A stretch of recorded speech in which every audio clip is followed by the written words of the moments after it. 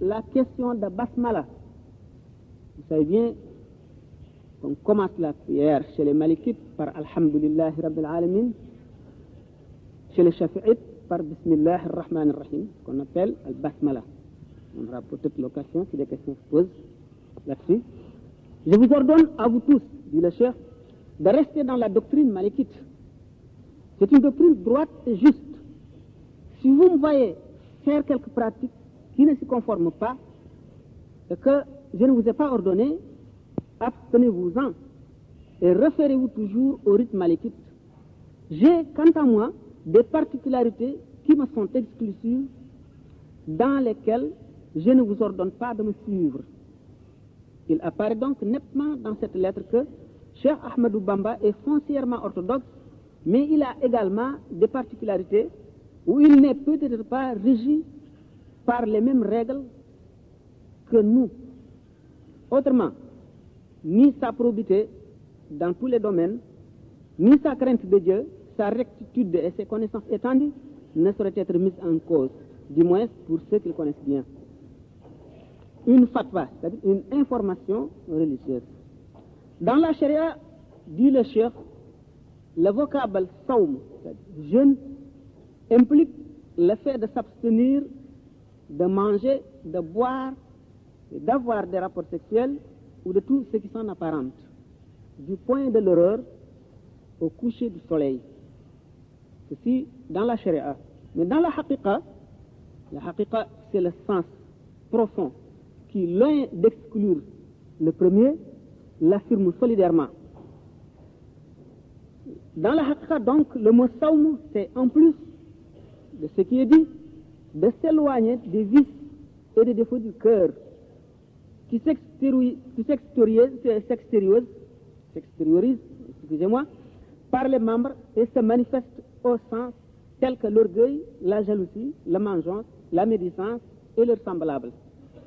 Donc, celui qui observe les règles de la haqiqa, en pratiquant le jeûne, se méfie de ces choses qu'il considère comme devant rompre le jeûne.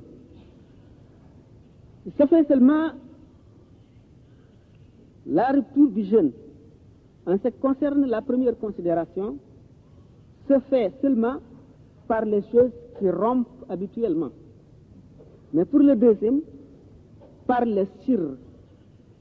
Les gens de la haqiqa ne sortent pas des limites de la sharia. C'était pour faire un rapprochement entre la sharia et la haqiqa. Si tu observes les règles de la haqiqa, observe de prime abord toutes les règles de la sharia et ensuite observe les règles de la haqiqa.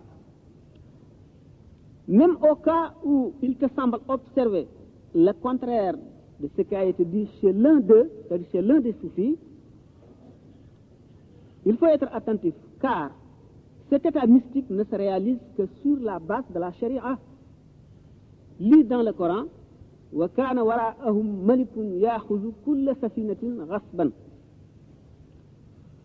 Un verset qu'on ne saurait expliquer en laissant derrière le contexte, et du moment qu'il y a les débats qui sont réservés pour, je peux dire, l'importance même de la séance, on aura l'occasion d'en parler. Il y avait derrière eux un souverain qui réquisitionnait de force toutes les embarcations. Le cheikh qui est malikite a écrit tous ses ouvrages de fiqh selon ce rythme. Ces ouvrages sont d'un grand nombre.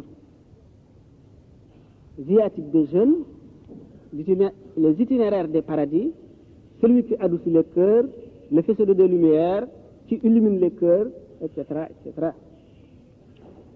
Il ne cessait d'indiquer le bon chemin dans des séances spéciales, dans des ouvrages et également dans une correspondance abondante et fructueuse. Il écrivait à tous les mourides pour leur donner des conseils.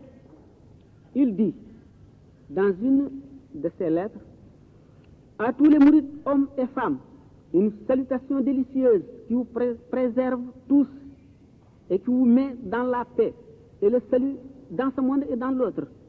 au nom du prophète envoyé d'Allah, salut et paix sur lui. D'autre part, j'ordonne à tous ceux qui m'ont confié leur âme, pour l'amour de Dieu très haut, d'apprendre les principes de la théologie, le credo musulman, les questions concernant la pureté légale, la prière, le jeûne, etc., etc. Et tout ce qui incombe aux mukallaf. Les mukallaf, toute personne responsable de ses actes devant Dieu. Je me charge, c'est Amadou Bamba qui parle, de vous les écrire dans des ouvrages appropriés, renfermant tout ceci pour la face de Dieu très haut. Paix, miséricorde de Dieu et bénédiction sur vous. La voie mystique, on va parler de la voie mystique. La mystique musulmane n'est ni un simple mode de vie, ni un but en soi, mais un moyen pour parvenir à saisir les réalités profondes du livre sacré de Dieu et de la parole prophétique.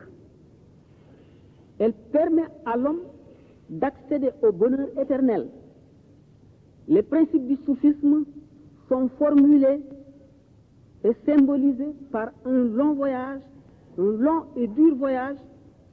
Les soufis doivent parcourir ce chemin, le mener à terme pour atteindre le but suprême qui seul motive toute leur activité.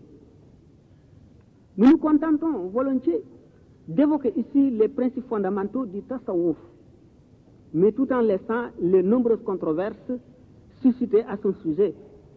Notre cheikh a décrit ce voyage dans son ouvrage intitulé Huqqa, un chemin interminable, difficile et périlleux, dont le parcours nécessite un équipement complet,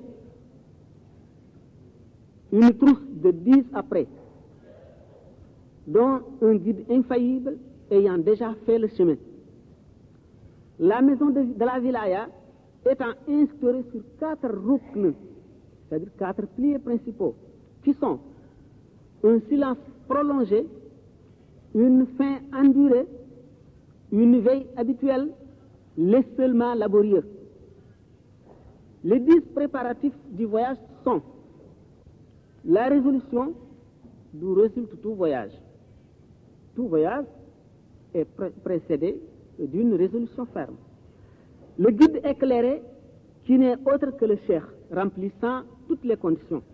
C'est la deuxième condition. La troisième, un viatique qui n'est que la crainte de Dieu. Ensuite, l'ablution qui lui tient lieu d'armes.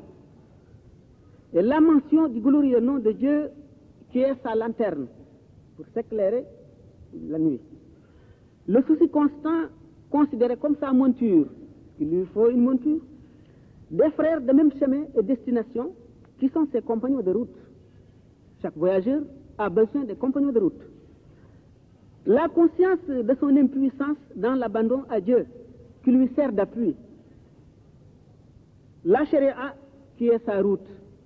Et enfin, une détermination à toute épreuve. Après cela, le cheikh cite les traits caractéristiques et les comportements dans toutes les circonstances. Les incantations, le combat rude et interminable contre l'âme charnelle, contre les 4 éléments terribles et dangereux, résumés dans le mot nashhad, nafs, shaitan, al-hawa, dunya. Les efforts pour l'acquisition de l'équilibre idéal entre les différentes qualités du cœur.